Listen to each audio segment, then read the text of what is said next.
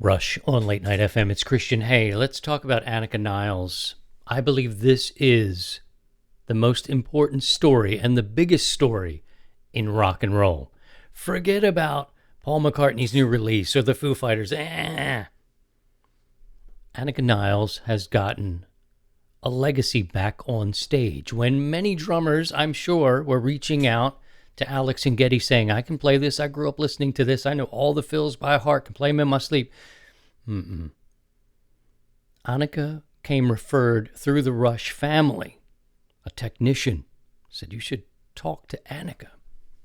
They did. They got together and they played 4 or 5 days, started to figure things out and see the possibilities of going back out there. And this was no easy feat. They're dealing with the death of a legend, their songwriter, Neil Peart.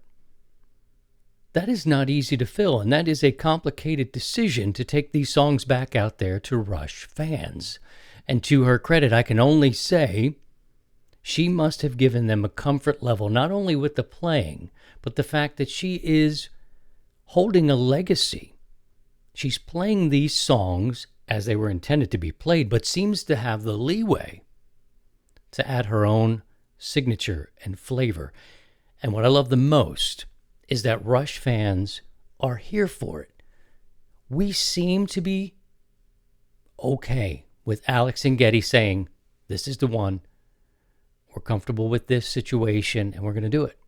And I haven't read a whole lot of anything to the negative. I'm only seeing positive. I think it's the biggest story in rock and roll, and I write about this more on my Substack. I hope you'll find it, Late Night FM.